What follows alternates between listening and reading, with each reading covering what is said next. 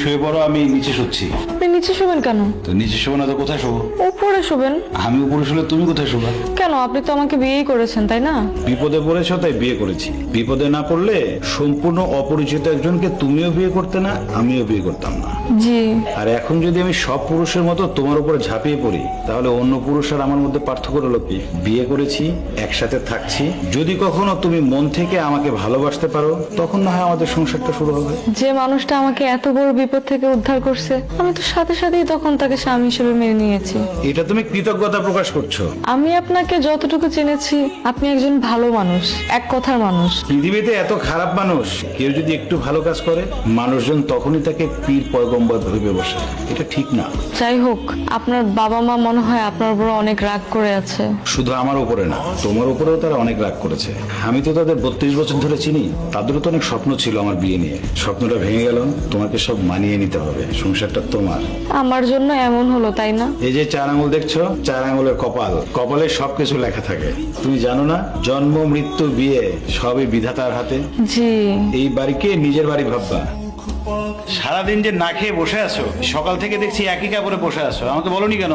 নাও, এই কাপড়টা চেঞ্জ করো। আর সারাদিন তো কিছু খাওয়া হয়নি, খাবারটা খেয়ে নেবা। কিভাবে বলবো, লজ্জা লাগতেছিল। আমি শোনো, এই জীবনে লজ্জা পেলে কিছু হবে না। যে সন্তান না কাঁদলে মাও দুধ দেয় না। তোমার নিজের অধিকার নিজেকেই প্রতিষ্ঠিত করতে হবে। এখন থেকে কোনো কিছু লাগলে লজ্জা না করে আমাকে বলবা। সব হিসাব ঠিক আছে? হিসাব মিলছে? ঠিক আছে, আমি সকালে এসে দেখবো। বাড়ি চলে যাবা?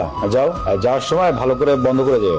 নতুন বিয়ে করে ঘরে বাহিরে কেন বসে আছো ভাইয়া? কেন, এমন কোনো নিয়ম আছে যে বিয়ে করে বাইরে থাকা যাবে না? না মানে জানতে চাচ্ছিলাম তুমি কি সত্যি বিয়ে করছো নাকি অভিনয় করতেছো? একবার বলছি না, কি হয়েছে? বারবার একই কথা জিজ্ঞেস করিস কেন? তোমার সাথে কি ওনার অনেক দিনের প্রেম ছিল ভাইয়া? যা বলার বলছি তো। বেশি পাকনামি করলে একটা থাপ্পড় মারবো, একবারে তা ঘুমায় পড়বি। মেয়েটা তো দেখতে অনেক সুন্দর, আগে তো খেয়াল করিনি। শাড়ি পরে তো ভালোই লাগছে। আমার এত টাকা পয়সা, সহায় সম্পত্তির উপরে তোর লোভ পড়ছে, তাই না? বিশ্বাস করেন আব্বা, আপনার সম্পত্তির উপরে আমার কোনো লোভ নাই। আমি অনেক বিপদে পড়ে আপনার ছেলেরা বিয়ে করছি। কিসের বিপদ? তোর কোনো বিপদই নাই। তোর যদি বিপদই থাকতো তাহলে তুই টাকা নিয়ে চলে যাইতি। তোর কোনো বিপদ নাই। আরে আপনি খারাই রয়েছেন কিসের জন্য এখনো? আরে ধৈর্য মাই শুরু করেন না। মারুম না। ও যদি নিজে ইচ্ছায় এ বাড়ি ছেড়ে না যায়। আপনাদের পোলা আমার বিয়ে করে এই বাড়িতে নিয়ে এসে, আমি আমার স্বামীর বাড়ি ছাইরা কোথাও যাবো না। যাবি এখান থেকে।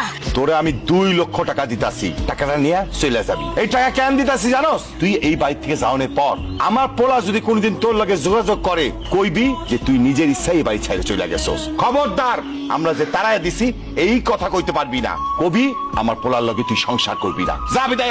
টাকার দরকার নাই, ছেলেও আমারে পাবে না। আমি চলে যেতেছি। আমার পোলারে তো আমি খুব ভালো করেই চিনি, অতিরিক্ত ভালো। তুই চলে যাওয়ানোর পরও যেমনি তোর লগে যোগাযোগ করবো। যদি যোগাযোগ করে, আমি তো টাকা দিতাছি, তুই কিন্তু এই মুখটা বন্ধ রাখবি, মনে থাকবো। আপনার পোলা যদি আমার কোনোদিন খুঁজেও পায়, আমি কোনোদিন সত্য কথা কমু না। যা যা।